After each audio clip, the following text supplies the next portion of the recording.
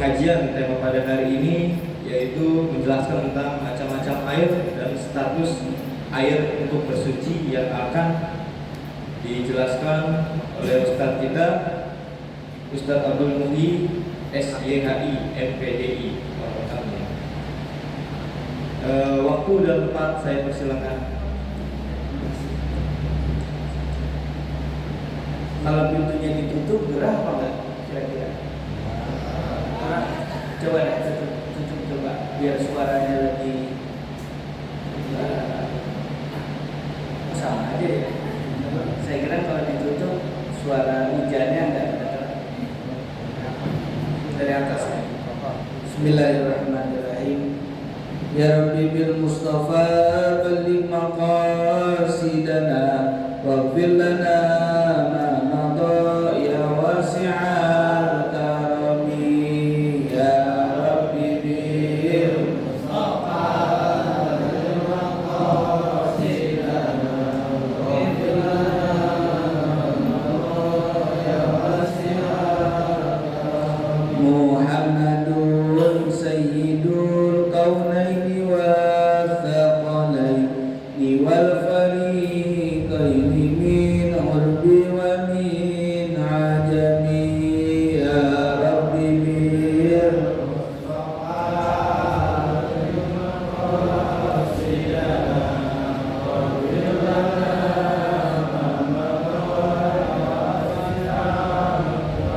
Nabiyuna al-amirun nahi fala ahadun abarra fi qawli la minhu wa la na'ami ya Rabbi bil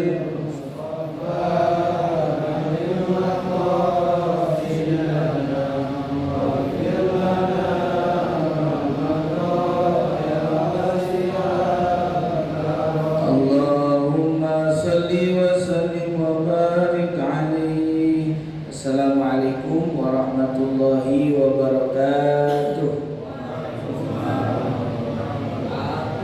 Alhamdulillahilladzi an'ama alaina bi ni'matil imani wal islam wa hadana bi sayyidi khairil anam sayyidina wa habibina wa syafi'ina wa maulana Muhammadin wa ala alihi wa ashabihi ajma'in, amma ba'du. Para pimpinan, para orang tua, para karyawan, sahabat-sahabat sekalian, yang mudah-mudahan kita semua yang hadir di tempat ini dan juga yang di luar sana, mudah-mudahan keluarga besar kita di sini mudah-mudahan selalu mendapatkan kemuliaan dan keberkahan dari Allah Subhanahu wa taala.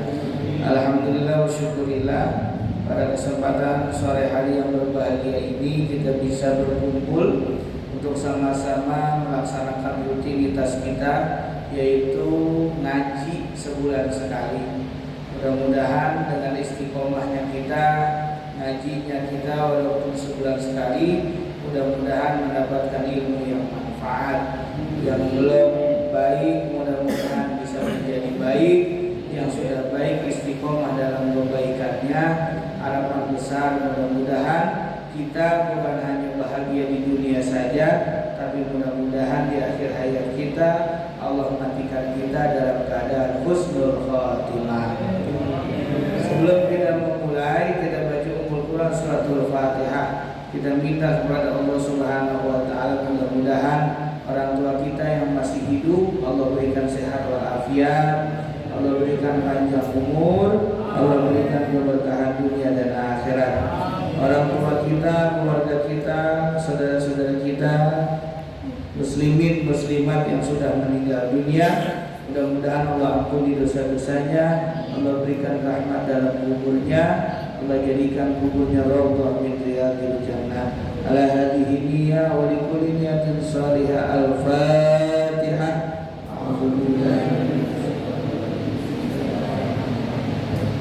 Alhamdulillahirabbil alamin arrahmanir rahim maliki yaumiddin iyyaka na'budu wa iyyaka nasta'in ihdinas siratal mustaqim siratal ladzina an'amta 'alaihim ghairil maghdubi 'alaihim waladdallin. Yang kedua, para hadirin sekalian, marilah sama-sama kita tajdidun niat. Kita perbaharui niat kita hadir di sini ikhlas semata-mata mengharap ridhonya Allah Subhanahu wa taala. Bismillahirrahmanirrahim. Al-miyahul lati tathiru, al-miyahul lati yajuzu tadhiru biha sab'u miyahin. Ma'us sama wa ma'ul bahar wa ma'ul nahar wa ma'ul bir wa ma'ul air wa ma'ul salji wa ma'ul bardi. Para hadirin sekalian, sore hari ini kita akan bahas tentang masalah air ya dalam bersuci. Jadi ketika orang mau sholat, ketika orang mau baca Quran, ketika orang mau melakukan tawaf, dia harus dalam keadaan suci. Suci sama bersih beda. Ya, suci sama bersih beda. Wudu sama mandi bersihan mana? Mandi. Ya, wudu sama mandi bersihan mandi. Tapi kalau orang sholat lebih utama mandi atau wudu? Wudu. Orang mau sholat dia mandi belum tentu sah sholatnya. Tapi kalau orang mau sholat dia wudu walaupun dia kagak mandi tetap sah sholatnya. Nah, yang membedakan antara wudu dan mandi ini kita berbicara masalah suci sama bersih. Itu beda. Ustaz, kenapa sih pakai repot banget? Nabi yang begitu. Ini yang dibilang namanya ihtiroman, sebuah penghormatan kita sebagai seorang hamba untuk menghadapi atau untuk bertemu Allah Subhanahu wa taala adalah sejauh mana tingkat kesucian kita. Wudu ini bukan perkara bersih atau tidak bersih. Wudu ini perkara penghormatan kepada Allah. Karena orang wudu belum dijamin dia bakal wangi. Kalau orang mandi pakai sabun, udah dijamin mandi, tapi wangi. Tapi kalau orang wudu belum dijamin dia wangi. Ada orang misalnya baru keluar, ya kan, habis keringetan atau habis macul atau habis apa dan lain sebagainya. Azan Zuhur mau sholat, ya kan, dia ngambil wudu. Kata sebelahnya, itu dari mana bau banget? Dari situ, dari tempat pembuangan sampah, Bantar Gebang, nganter barang di tengah-tengah sampahnya di situ ada toko misalnya. Pulang kagak ganti baju dulu, tapi nggak kena najis, dia wudu, sholat bersih di hadapan Allah, walaupun tidak bersih di hadapan manusia. Makanya suci ini adalah bentuk penghormatan. Perlu, sangat perlu. Mau sholat kita sholat kan komunikasi sama Allah, maka pakai pakaiannya yang harus rapi. Ini kayak gini nih, rapi, dengkulnya nggak ada yang robek, ya kan, bajunya juga nggak ada yang bolong-bolong, walaupun ya kan, walaupun kerahnya mau bolong kerah ya, tapi bajunya kan rapi semuanya. Pasti dipilih baju yang bagus, bukan baju yang habis kena kotoran, bukan baju yang habis kena darah dan lain sebagainya. Dipilih, kenapa? Ihtiroman. Nah, kalau mau wudu, enggak semua air bisa dipakai buat wudu. Tidak semua air boleh diminum atau dimasuk ke dalam tubuh. Tidak semua air harus kita buang. Maka status air ada yang hukumnya wajib, ada yang hukumnya boleh, ada yang hukumnya haram. Ada air terbagi menjadi 4 klasifikasi air. Ada yang pertama namanya air suci, dia bisa mensucikan. Suci bisa mensucikan. Kalau saya ganti bahasanya, dia air itu bersih, bisa untuk membersihkan.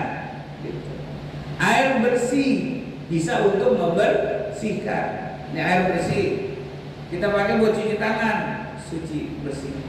Tapi tidak semua air bersih bisa membersihkan. Ya kan? Air aki, tahu air aki? Warnanya apa air aki? ya kan, putih, bersih apa enggak? Bersih. Tapi kalau kita mau makan, kira-kira cuci tangan pakai air aki, bisa apa enggak? Boleh apa enggak? Enggak lah. Mau apa enggak? Enggak. Padahal air bersih. Maka air bersih bisa membersihkan, dan belum tentu air yang terlihat bersih bisa untuk membersihkan. Air ini suci, bisa untuk mensucikan. Ada air yang suci tapi tidak boleh untuk mensucikan. Boleh pakai buat minum. Contoh, air kopi. Air kopi suci apa enggak? Suci. Lawan dari suci, najis. Ya, lawan dari suci, najis. Kopi suci. Kopi bersih. Boleh masuk ke dalam tubuh. Tapi bisa nggak buat pakai wudhu? Hah? Nggak bisa. Wudhu pakai air kopi gitu ya kan? Wudhu di jalanan, ya kan? Air nggak ada. Mau sholat Jumat, ngantri, wudhu aja pakai kopi. Bener ya kan? Cemong bukan kentang. Atau wudhu air pakai air teh. Air teh suci, boleh dimasukkan ke dalam tubuh, tapi tidak bisa untuk membersihkan. Ya, yang pertama biar gampang memahaminya. Ada air suci, dia bisa untuk mensucikan. Apa? Air mutlak. Air apa contohnya? Air putih, air sumur, air hujan juga bisa. Wudhu pakai air hujan, boleh. Tapi ngambilnya dari mana dulu? Ustaz, ngambilnya dari kocoran dari genteng. Lihat dulu gentengnya. Kalau gentengnya banyak tai burungnya, pas lagi wudhu, wah ini dia kan. Lihat dulu gentengnya. Kalau gentengnya bersih, boleh dipakai wudhu. Tapi minimal apa? Tadi genteng banyak debunya. Udah kena hujan 5 menit, debunya udah hilang. Pakai wudhu di depan, boleh. Dia suci, mensucikan. Itu air hujan. Air sumur sama, suci, mensucikan. Air mata air sama, suci, mensucikan. Air sungai, air kali, tergantung daerahnya, ya kan? Air kali, dulu air kali putih, bening. Saya kemarin dari Banten, Ciomas, ada orang Ciomas di sini. Ya, orang Banten Ciomas, nggak ada ya? Saya dari Banten Ciomas, itu kalinya masih bening, kelihatan. Daerah sana ada mata air. Wudhu pakai air kali, boleh. Kalinya masih bersih. Tapi kalau di Jakarta Utara, ya, atau airnya di Jakarta di daerah Sunter, di belakang pabrik motor Honda yang udah kayak hitam begitu, nggak bisa dipakai buat wudhu. Nggak bisa dipakai buat wudhu. Ustaz, tapi kan air sungai. Iya, sungai yang mana dulu? Sungai yang bersih, jernih, boleh. Tapi kalau sungainya nggak bersih atau membahayakan, nggak boleh. Air mata air hujan. Hujan juga nggak semua hujan. Kalau hujannya hujan es, nggak boleh. Air salju, boleh nggak pakai buat wudhu? Boleh, asal tidak membahayakan. Kalau membahayakan, nggak boleh. Saya punya teman di Maroko. Tahu Maroko? Yang kemarin masuk semifinal, ya kan? Si Hakimi kalah, ya kan? Di Maroko itu kalau udah musim dingin, kita kalau sholat di masjid Maroko, di pojokan tuh banyak batu. Banyak batu. Di kamar mandi juga banyak batu. Kenapa di daerah sana banyak batu? Karena di Maroko kalau udah musim dingin, dinginnya itu luar biasa, bisa 0, ya derajatnya. Kena air itu kayak kena setrum.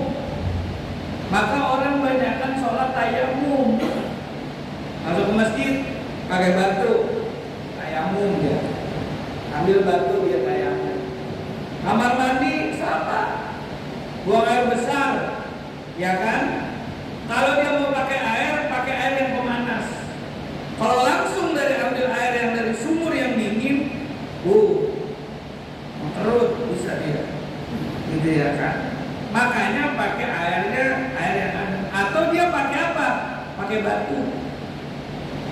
Istinjanya pakai batu. Nanti kapan-kapan kita bahas masalah istinja atau cara-cara cebok yang nggak pakai air. Kenapa bisa begitu? Karena airnya membahayakan. Kalau airnya membahayakan, nggak boleh. Itu yang pertama. Ada air suci yang mensucikan, itu dinamakan air mutlak. Ya, pokoknya paham ini gitu aja.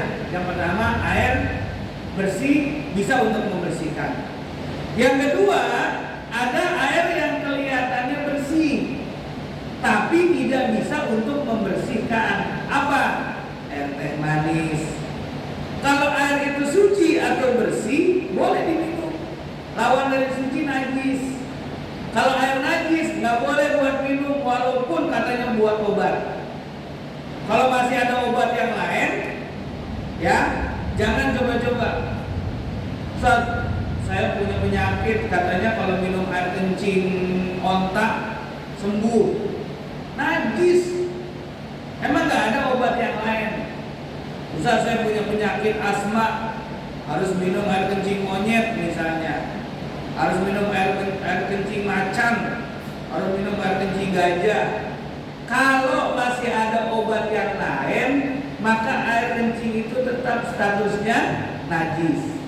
Atau ada makan orang bengek, orang asma, dulu dibilang suruh makan apa? Kelelawar. Ya. Kalau ada obat yang lain, nggak boleh makan binatang itu. Kenapa? Karena binatang yang bertaring itu tidak boleh dagingnya dimakan. Haram. Kalau masih ada obat yang lain yang harus digunakan. Ya, tidak boleh memaksakan diri. Cacing sama. Orang kalau tipes makan apa katanya? Cacing.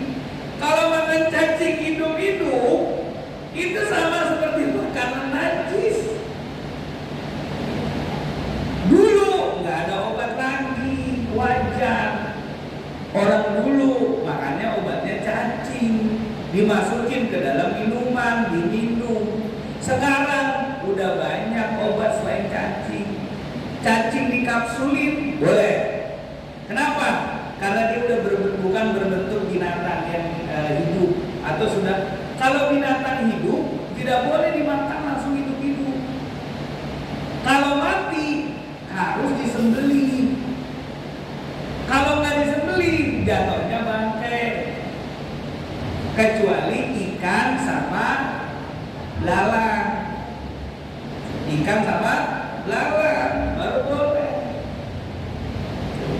Tapi kalau yang lainnya makan daging kambing, kambingnya masih hidup, dibakar, diambil gitu, nggak bisa. Obat cacing sama, dia masih hidup, enggak aja langsung. Atau kalau Idul Adha ada yang makan nyali ya, kadang-kadang ya makan nyali, katanya biar berani. Ya, makan nyali ditelan sama dia, najis. Ya, nggak boleh.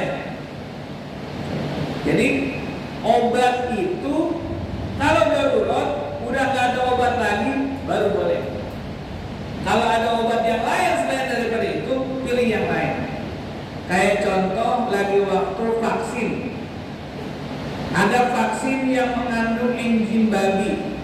Vaksin apa namanya? AstraZeneca ya kalau nggak salah. AstraZeneca dari Jerman mengandung minyak babi. Dipakai saat itu 2019 karena nggak ada vaksin yang lain, diperbolehkan daripada pada mati, daripada pada meninggal, diperbolehkan. Setelah ada Sinovac yang memang tidak ada enzim babinya, maka AstraZeneca apa Pfizer ya? AstraZeneca sudah tidak diperbolehkan. Kenapa? Sudah ada yang lain yang lebih halal daripada AstraZeneca. Paham ya? Jadi obat-obat iya jangan sembarangan dulu. Halal apa haram? Haram apa halal? Suci dia tidak mensucikan. Contoh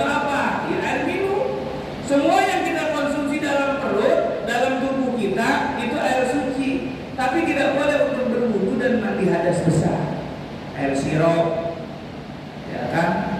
Air sirup, orang kaya air susu suci, tapi nggak bisa buat mensucikan. Orang kaya buang air besar, ceboknya pakai susu, la ilaha illallah, nggak boleh. Suci, tapi dia tidak bisa mensucikan. Tuh, ya.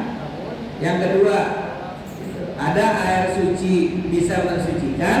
Yang kedua, ada air suci tapi dia tidak bisa dipakai wudu, tidak bisa dipakai mandi hadas besar.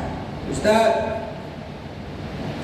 saya bangun tidur junub, atau saya sudah kelar haidnya, lampu mati, mesin air mati, air kagak ada air cuma sebotol.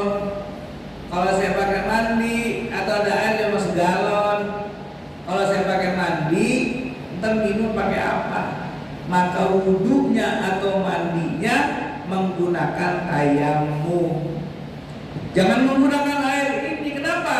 Air ini lebih baik dipakai buat hidup, bertahan hidup. Di kantor, kagak pulang kampung, Lebaran, hari pertama Lebaran, warung tutup semuanya, kagak ada yang dagang. Dia di kantor sendirian, tahu-tahu mandi, bangun mandi junub. Mau mandi mati lampu, listrik mati, semuanya mati, mesin air mati. Ada air di galon. Kalau saya pakai mandi, ntar minumnya gimana? Maka jangan dipakai mandi. Terus saya gimana buat menghilangkan hadas besarnya? Lihat, ikhtiar, bisa gak ke sebelah? Nggak bisa, Pak. Kalau pulang kampung semuanya, maka pakai tayamum. Caranya gimana? Sama. Basuh muka sama tangan doang. Tapi yang terpenting niatnya. Nawaitu tayamuma lirofil hadasil akbar. Saya niat tayamum untuk menghilangkan hadas besar. Itu yang kedua ya, suci mensucikan, suci tapi tidak mensucikan. Yang ketiga adalah ada air suci tapi makruh untuk dipakai bersuci, makruh untuk mensucikan. Air apa? Air musyammas, air yang kejemur matahari. Tempat kejemurnya adalah wadah dari kaleng. Kalau ini pakai apa? Toren ya? Ya, toren ya. Kalau pakai toren nggak apa-apa, asal kuat. Johor panas, dibuka keran, panas, dipakai buat dulu, boleh. Kalau kuat mukanya, karena atasnya toren. Tapi kalau mas atau mbak di kampung, kalau di kampung kan kadang-kadang air kan ditaruh aja di gentong. Gentongnya dari kaleng, bekas beduk. Ya, kalengnya kaleng beduk. Kalau kaleng beduk dari apa sih itu ya? Gede banget. Seng. Digabung-gabung ya? Oh, bukannya bekas minyak. Dulu minyak ya? Dulu minyak segitu ya? Bekas minyak apa goreng oli ya? Oli dibawa pulang, dicuci, dipakai buat tempat air misalnya. Kan gede tuh. Ngambil wudhu, kita pegang habis dijemur matahari, makruh kita untuk menggunakannya. Kenapa? Air dijemur matahari dibuang, jangan. Caranya gimana? Nunggu adem baru bisa. Wah, nunggu adem sore kagak sholat Johor. Ya maksudnya ganti atau ambil seember, pindahin dulu ke adem baru. Kenapa begitu? Karena air yang kejemur matahari itu bahaya kepada kulit kita. Nabi ngomong begitu. Air yang kejemur matahari dan wadahnya dari seng, zat besinya itu bakal bangun. Entar atasnya kelihatan ada minyak-minyaknya begitu. Saya udah pernah praktek, saya udah pernah lihat. Di atasnya itu, dasar atasnya itu kayak minyak-minyak, bekas sengnya itu pada bangun karena kejemur matahari. Kalau langsung disentuh ke muka, panas. Yang kedua akan menyebabkan luka di muka. Gitu. Maka itu namanya makruh. Yang keempat ada namanya air najis.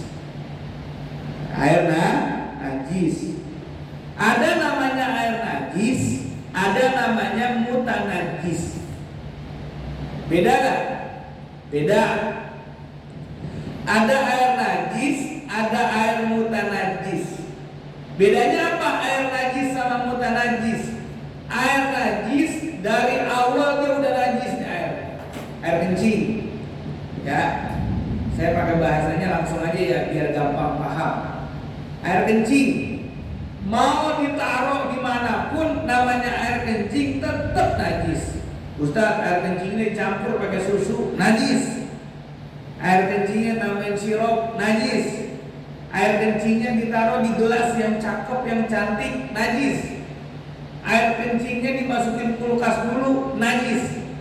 Namanya air udah zatnya najis, di apapun mau dikelola apapun najis. Darah najis apa enggak? Najis. Makanya jangan makan marus. Tahu marus? Darah yang dibekuin. Darah dibekuin terus digoreng atau dimakan, marus, najis, maka haram hukumnya. Oh enak Pak Ustaz, enak sementara, kagak enaknya nanti di akhirat. Daging babi katanya enak, katanya daging babi katanya enak, rasa kelihatannya doang enak. Tapi kalau agama sudah melarang, jangan ikuti. Karena dalam daging babi itu, saya menurut ilmu kedokteran yang pernah saya ikut di seminar, ada 3 hormon dalam daging babi. 2 mati lewat zat asam yang ada dalam tubuh kita akan hancur. 1 hormonnya nggak hancur. Itu yang akan menyebabkan cacing pita ya kalau bahasa kita, cacing pita atau yang menyebabkan bakteri yang kemudian jadi kanker. Enggak instan, lama prosesnya. Tapi yang paling pertama, kalau agama sudah melarang, suka tidak suka, jangan ditabrak. Kalau agama sudah melarang, nikah beda agama melarang, jangan ditabrak. Ustaz suka sama suka, Ustaz sama dia, sudah saling toleransi, nggak bisa. Apapun alasannya nggak bisa. Nikah beda agama dilarang, ya. Karena apa? Agama yang sudah dilarang. Ini air najis. Yang kedua ada namanya air mutanajis. Bedanya apa?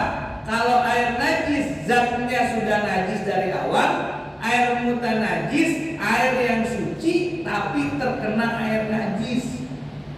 Ini kan kamar mandi kan pakai bak, ya pakai ember. Bapak buang air kecil, ngantuk, kencing aja. Pas melek, waduh, gua kencing di bak ini, gitu ya kan? Waduh, atau kecipratan dikit, waduh, kencingnya di ember, embernya isinya penuh. Jangan dibuang aja. Gimana caranya? Kalau air tersebut warnanya masih warna air, baunya bau air, rasanya rasa air, tinggal ditambahin biar jadi 2 kulah. Atau kalau enggak 2 kulah, dikejar luber. Buka keran, kejar luber, baunya bau air, warnanya warna air, rasanya rasa air, itu air jadi suci lagi. Oh Ustaz, saya habis makan jengkol, pas kencing airnya pasti dingin, waduh berubah baunya. Tambahin air, masih berubah, maka air tersebut jadi najis. Kenapa? Ada yang berubah. Atau air yang kejatuhan kotoran yang berubah warna. Bak kolam kejatuhan tai bebek. Tai bebek kan nggak kebentuk, ya kan? Hancur. Apa namanya? Cair. Tahu-tahu air berubah, rada hijau, ya kan?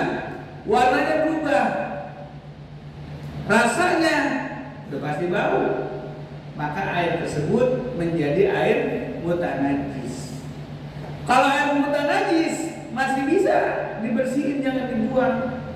Air seember karena kecipratan kencing, jangan dibuang. Gabungin itu air jadi 2 kula. Kalau digabungin jadi 2 kula, maka air tersebut menjadi air bersih lagi. Ini ada 10 ember. Kena kecing semuanya, jangan dibuang. Gabungin jadi satu di bak mandi yang gede. Kalau udah digabungin jadi satu, lebih dari 2 kula, maka air tersebut menjadi air yang suci lagi. 2 kula itu apa? 60 cm kali 4. 60 itu 2 kula. Makanya kalau rumah orang dulu itu kamar mandinya gede-gede, baknya gede-gede, ya kan? Kalau kita ke rumah orang-orang yang rumah lama, itu pasti bak mandinya gede-gede. Kalau sekarang orang karena rumahnya minimalis, bak mandinya bukan kecil lagi, kagak ada udah, pakai ember, ya kan? Kalau dulu orang karena tahu fikih bikin bak mandi gede. Saking gedenya kadang-kadang kalau kurang gede, kayak kamar mandi ini kan nempel, itu baknya disambung, sambung antara sini sama sono. Wah, kalau sambung bisa ngintip dong begini. Orang dulu punya akal, disambung tapi nggak dilolosin, tengahnya dong dibolongin pakai paralon segini. Kerannya satu ada di sini doang. Saya dulu mondok begitu. Kamar mandi 2, kolomnya nyambung, tengahnya ditutup, kasih lubang segini. Sini penuh, lari ke sono. Lama-kelamaan sono penuh, nunggu sini akhirnya dibikin keran dua-duanya. Kalau di dua-duanya penuh, dia akan nyambung. Yang bikin nyambung air ini, makanya di sini 1 kula, sini 1 kula, jadi 2 kula. Itu kalau kamar mandi orang-orang dulu, karena kamar mandinya gede-gede, tanahnya masih lebar-lebar. Gitu. Kalau sekarang ya SSSSSS sangat sederhana. Jadi kamar mandi 1 meter jadi gitu ya kan. Nah, kalau kamar mandi cuma 1 meter, airnya kurang dari 2 kula, bagaimana mandinya? Niatin mandi pakai air tower yang ada di atas. Jangan bingung, semuanya ada caranya. Waduh, mandi hadas besar, embernya kecil segini. Kalau ember kecil segitu, itu air bisa jadi mustakmal. Air mustakmal itu adalah air yang suci tapi tidak bisa mensucikan, air mustakmal namanya. Ini contohnya, Bapak Ibu wudhu, habis wudhu, air bekas tetesan wajah, ini kan tadi kan dibersihin nih, tetesan wajahnya nyampur ke ember tersebut. Maka air di ember tersebut nggak boleh pakai wudhu lagi, kecuali airnya 2 kula. Kalau orang yang di rumahnya di Sukabumi, itu masjid-masjidnya kadang-kadang wudhunya di kolam aja. Saya ke Sukabumi, ke Cianjur, itu masih nemuin masjid-masjid yang kalau wudhu itu pakai kolam segede gini, rame-rame. Boleh. Air dari jatuhan muka bekas bersuci jatuh ke situ lagi, boleh dipakai wudhu lagi. Kenapa? Airnya lebih dari 2 kula. Tapi kalau wudhu airnya cuma seember, kita wudhu nih, air tetesannya jatuh ke situ lagi, maka air itu tidak boleh dipakai buat wudhu lagi, kecuali dia digabung dengan air yang lain sampai 2 kula. Ustaz, saya udah kalau wudhu nggak pernah pakai ember, wudhu pakai keran. Justru orang kalau pakai keran itu potensi untuk dapat air mustakmalnya gede. Apa? Biasanya kalau ngambil wudhu ini begini, habis ngambil wudhu begini kan basuh muka. Pas basuh muka dia ngambil sini lagi, dia kagak sadar, sininya netes. Tes, ini air nggak bisa dipakai buat wudhu. Makanya kalau wudhu mukanya jauhin, bukan mukanya dibuang, ya kan? Muka jauhin apa? Mundur dikit, ambil wudhu air begini, jatuhin air Pak dari atas ya. Setelah dari atas nih begini, ratain, jangan diaduk. Diaduk, muka depan doang kena, muka sebelahnya enggak. Air jatuh dari atas, seret, ratain. Setelah diratain, ambil air lagi, palak mundur dikit. Setelah palak mundur dikit, ambil lagi ratain. Tuh yang benar. Ustaz ribet banget. Bukannya ribet, daripada kita nyesel, ya kan? Daripada kita nyesel, ntar ternyata salah apa yang kita lakukan. Ternyata apa yang kita lakukan nggak benar. Kalau nggak benar kan jadinya nggak diterima. Kalau nggak diterima kosong. Gitu. Ya. Jadi air-air yang benar-benar najis yang keempat, air yang tidak dimanfaatkan atau air yang kejatuhan bangke. Contoh bangke tikus, bau. Dulu saya di pondok, sumur kejatuhan bangke tikus. Orang wudu baunya bau bangke. Wudu bau bangke, wudu bau bangke. Sumur yang di bawah, siapa yang mau ngambil tikusnya? Apalagi sekarang udah pakai paralon, jangan dibor. Tikus masuk paralon, mati di bawah. Mau gimana turunnya? Kalau dulu saya masih pakai sumur, beli pongki, beli tambang, senter, diakali terus, bangkainya ke bawah udah hancur karena udah lama dibuang. Bangkainya udah dibuang, baunya masih ada. Bangkainya udah dibuang, baunya masih ada.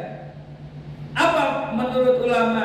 Buang airnya, nyalain mesin, nyalain keran, terus sedot sampai memang kira-kira harusnya sudah bersih, masih bau, ikhtiar tebar kopi. Kalau nggak pakai gula, kopi aja, ya kan? Kalau kopi pakai gula namanya kongko, gitu ya kan? Kopi tebar, buat ngilangin baunya.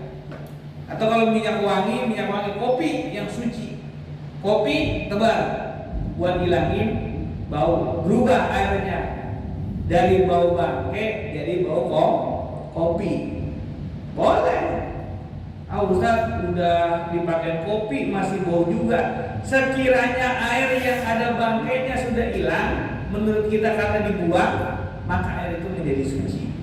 Itu cara benerinnya. Hilangin dulu. Jangan bangkainya masih ada terus kita bawa jadi kopi. Enggak. Bangkainya dulu hilangin. Susah Ustaz. Ini kan mesin air ini dibor. Mana tahu kita bangkainya udah dihilangin. Prediksi di bangkai udah berapa hari? Seminggu. Bangkai hancur berapa hari? 2 minggu juga hancur udah. Ya udah, kalau emang udah hancur berarti sudah boleh suci dan mensucikan. Gitu. Ya, suci dan mensucikan. Itu air. Nah, air apa saja yang dibilang air yang boleh bersuci? Air yang berasal dari tanah dan air yang berasal dari langit. Yang dari tanah, air laut. Boleh gak wudhu pakai air laut? Boleh. Tapi mata perih. Wudhu pakai air laut tuh perih mata. Ya kan? Kudu disaring dulu. Tapi boleh. Tapi yang udah saya coba perih. Ya kita berenang aja di laut, mata kalau kena air perih ya. Perih. Yang kedua air kali, sungai, air sumur, air mata air. Nah yang dari langit, air hujan, air embun. Air embun gimana caranya? Boleh ditampung atau boleh yang nempel di dedaunan. Tapi dilihatnya banyak. Ambil pakai wudhu, boleh. Atau yang ketiga air es, air salju, boleh. Kalau kita kuat. Kalau nggak kuat, jangan coba-coba. Gitu. Kalau nggak kuat, jangan coba-coba. Kenapa? Karena bisa mendatangkan madorot atau mendatangkan kerugian buat kita. Ustaz, ribet banget bahas masalah air. Artinya jangan sampai kita salah dalam bersuci, karena nanti efeknya panjang. Gara-gara bersuci kita nggak sah, sholat kita bukan dapat pahala, jadi dapat dosa. Gara-gara kita salah menggunakan air, sholat kita nggak diterima. Gara-gara kita salah dalam menggunakan air, maka ibadah kita pun ditolak. Nah itu dia macam-macam air. Sampai sini, ya ada pertanyaan nggak? Kira-kira?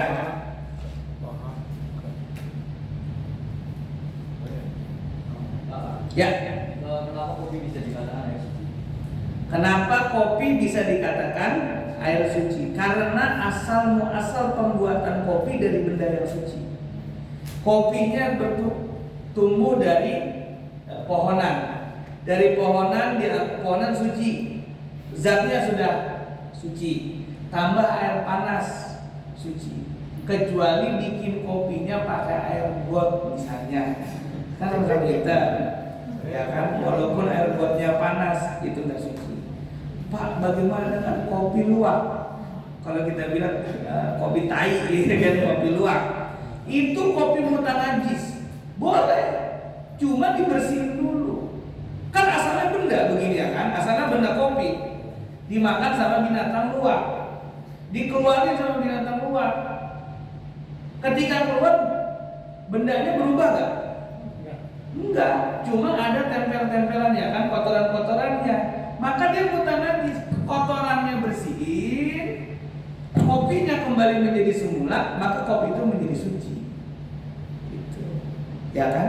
Kalau semisal nih, mohon maaf ya, kalau semisal air miras, Ya itu. kan sama awalnya itu. Sama awalnya. Tapi kan itu kalau dikonsumsi memabukkan. Ah. Nah itu tetap dikatakan suci apa enggak? Enggak. Kenapa? Karena asal-asalnya dari miras. Miras itu kan awal bahan. Enggak, kopi apa miras nih? Enggak, ya itu maksudnya perbandingan sama miras. Miras kan juga campuran, kopi juga campuran nih. Kan miras juga campuran. Awalnya misal anggur, kalau buah anggur difermentasikan, mengandung jadinya mengandung alkohol. Ya. Kan awalnya juga bahan alam. Ya. Nah itu bedanya kenapa miras dikatakan nggak suci? Ya, baik. Kenapa dikatakan miras itu nggak suci? Dilihat bukan cuma zatnya, tapi efeknya. Yang kedua, innamal khamru wal maisiru wal ansabu rijsun min amali syaitan. Miras itu benda awalnya suci. Terus menjadi miras, itu ketika menjadi miras karena dia punya dampak memabukkan, maka menjadi najis dan haram. Tapi kalau nggak diminum-minum, ntar berubah jadi cuka. Cuka menjadi suci lagi, menjadi boleh untuk dipakai masak. Khomar dari anggur, khomar. Ketika dia jadi khomar, ketika diminum memabukkan, itu menjadi benda najis. Karena apa? Karena dampak memabukkannya. Tapi lama-kelamaan nggak diminum, itu berubah menjadi cuka. Ketika dia berubah menjadi cuka, maka itu boleh dikonsumsi. Berarti karena ada dampaknya ya? Ada dampaknya. Oh, berarti kalau misal kalau ada yang penyakit gula nih, mohon maaf ya, Ya. yang gula, minum yang mengandung jus yang manis-manis itu kan nggak boleh sebenarnya. Ya. Nah, itu kan sama aja ada dampaknya. Berarti haram kan untuk orang sakit ya? Nggak sampai haram, Nggak haram, cuma nggak toyib. nggak tahu. Makanan itu ada halalan, toyiban. Halal, tapi belum tentu toyib. Duren, halal apa haram? Halal. Karena apa? Barang yang diperbolehkan. Siapapun boleh makan durian. Karena Allah sudah menghalalkan. Tapi bisa jadi tidak toyib bagi orang yang punya darah tinggi. Bisa makan durian, kepala puyeng, nggak toyib buat dia. Halal, tetap halal, tapi tidak toyib. Bagaimana hukumnya? Berdampak kepada dirinya. Tidak sampai haram. Sate kambing halal, orang motongnya disembelih benar, belinya juga di tukang sate kita bayar. Tapi yang makan yang punya darah tinggi misalnya, itu menjadi tidak toyib, bukan menjadi haram, gitu. Bukan menjadi haram. Ya, ada lagi? Dan mungkin yang lain. Ya, senang saya nih, logika saya dipakai nih. Jadi saya mikir, gitu. Ya, silakan. Saya tadi agak menyisi. Kenapa Pak? Perihal najis. Alkohol itu kan najis ya. Ya, Kalau najis itu kan kalau macam-macam ada juga. Yang salah satunya misalkan najis ringan kita cuma membersihkan. ya. Najis. Terus najis Mau apa? Mutawassit. atau mughalazah. Tapi kalau najisnya ini masuk ke dalam tubuh, cara membersihkannya gimana? Kalau najisnya itu masuk ke dalam tubuh, cara membersihkannya gimana? Ya, ambil contohnya aja, misalnya apa? Minuman keras. Minuman keras najis. Najis di sini adalah karena perkara itu haram untuk dimakan. Ketika sudah masuk ke dalam tubuh, bagaimana membersihkannya? Sesuatu yang sudah masuk dalam tubuh, secara logika sudah tidak bisa dikeluarkan, atau dikeluarkan dalam mengandung sesuatu yang menyakitkan, maka nggak boleh dikeluarkan. Terus bagaimana cara membersihkannya? Kalau dari segi kesehatan, masukin asupan-asupan makanan yang sehat, minuman yang sehat, dia bakal bersih lagi. Tapi kepada Allah dengan tobat. Jangan dikeluarin. Kalau dikeluarin, udah seminggu. Minuman keras sudah seminggu. Bagaimana kita memisahkannya? Kalau sudah tidak mungkin untuk dikeluarkan atau menyakitkan, maka diteruskan. Diteruskan dalam barang kata, cari cara lain. Seperti contoh tato. Orang bertato di tempat air yang kena wudu di sini. Ini kan wajib kena wudu.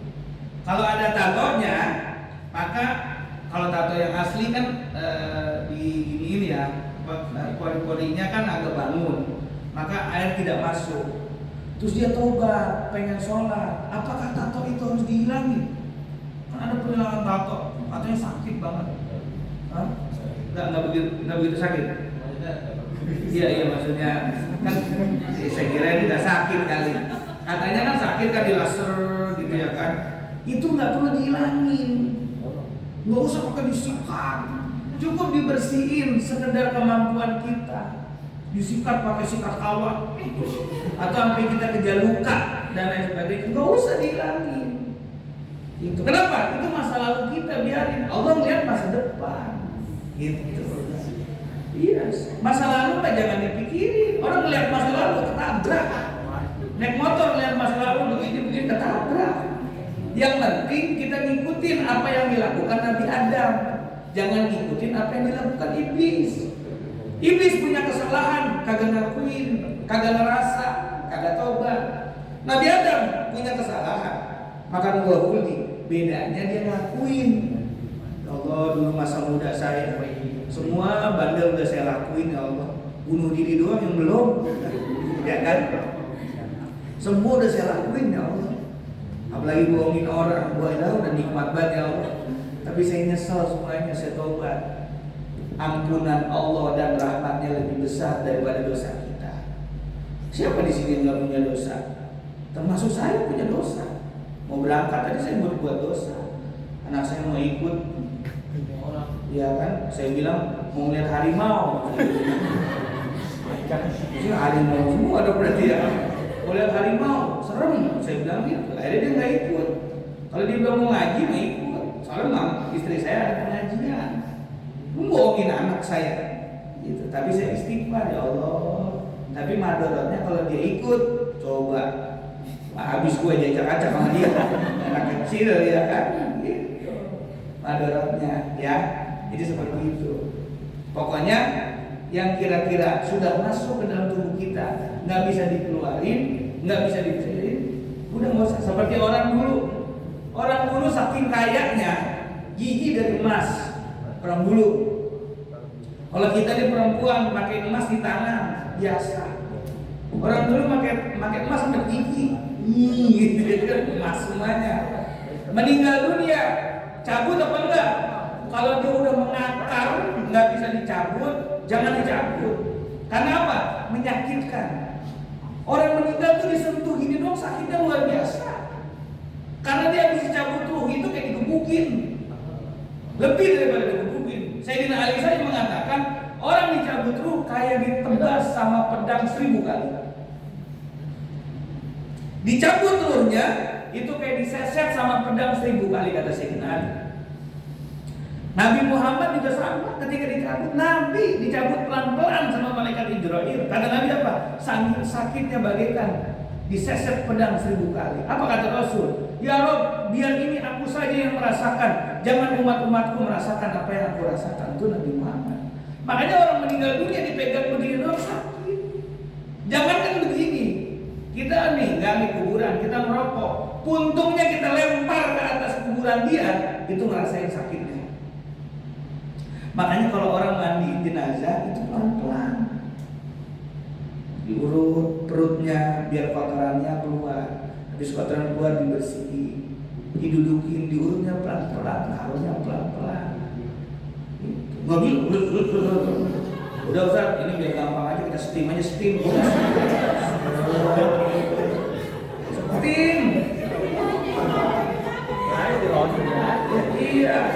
Ah, steam mah gampang, laundry aja Ustaz, laundry muter aja keluar Ustaz. Mayatnya ini bersih, alhamdulillah. Udah pelan-pelan. Airnya juga pakai gayung. Kenapa mandi jenazah pakai gayung? Biar pelan-pelan. Nggak boleh mandi jenazah pakai selang, pelan-pelan. Nggak ser. Coba miringin pantatnya ini ser. Iya, pakai steamer ya kan. Bersihin pantatnya itu pelan-pelan pakai gayung. Kenapa? Rasa sakit yang rasain. Kita kalau habis berantem yang tonjok-tonjokan gebukin kan sakit badan kita. Habis main bola ya, jatuh sono jatuh sini body-bodyan. Lama nggak main bola, pegel. Main bolanya cuma sejam, pegelnya 3 hari gitu loh. Itu dia rasanya. Ya, pelan-pelan ya. Ayo ada lagi? Ayo, udah ngeliatin semangka aja. Tadi ngeliatin semangka. Yang perempuan ada yang mau nanya? Mumpung bulan depan kita bahas tentang puasa ya. Ternyata puasa udah tinggal 2 bulan lagi ya. 2 bulan lagi. Ada yang mikir, udah THR sedikit lagi ya. Jangan mikirin begitu ya. Jangan mikirin, itu mau urusan atasan yang mikirin. Ya, kalian mah jangan mikirin. Ada lagi yang mau bertanya tentang air atau tentang apapun dah? Saya kasih waktu bebas jam 5. Dikit lagi. Nggak ada? Paham semua ya? Alhamdulillah. Dan terakhir, saya mohon dibacakan suratul Fatihah. Saya minta doa dari teman-teman semuanya. Saya minta ridho, insya Allah hari Selasa besok saya akan menunaikan ibadah umroh bersama jamaah saya. Insya Allah saya doain biar berangkat semuanya. Ya nggak berangkat umroh, berangkat kemana ya, boleh berangkat. Tapi insya Allah mudah-mudahan jadi tamunya Allah, berangkat umroh semuanya dan mudah-mudahan bisa jadi berangkat haji. Saya minta doa kalau habis sholat, kalau ingat saya doain pakai Indonesia aja. Ya Allah mudah-mudahan saya muhir rombongannya lancar. Ya saya minta doa biar diberikan kelancaran, dan kalau selama ini saya punya salah baik ucapan, sikap, maafin saya. Karena kata Imam Syafi'i, al-umrah wal hajj kas-safar ila al-akhirah. Orang pergi haji dan umrah kayak mau pergi ke akhirat. Pulang bisa selamat, mabrur dan mabrurah, atau tidak pulang sama sekali. Kenapa? Karena begitu dibutuhkan bukan hanya ilmu, tapi fisik juga. Fisik, tenaga, kesehatan juga dibutuhkan. Apalagi musim dingin. Katanya musim dingin, teman saya udah berangkat duluan.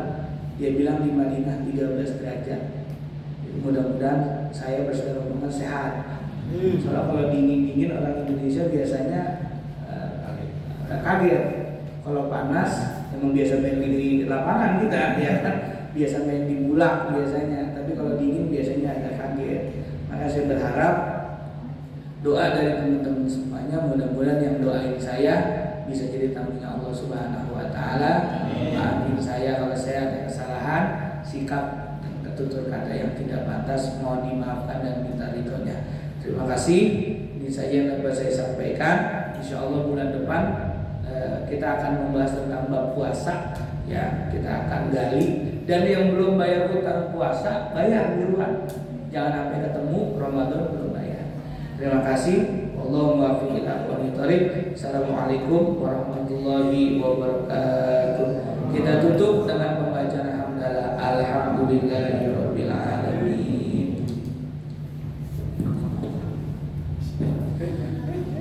Demikian ceramah yang disampaikan Ustadz Abdul Muhyi. Semoga apa yang telah disampaikan bermanfaat untuk kita ke depannya. Amin ya rabbal alamin. Sekian dari saya. Assalamualaikum warahmatullahi wabarakatuh.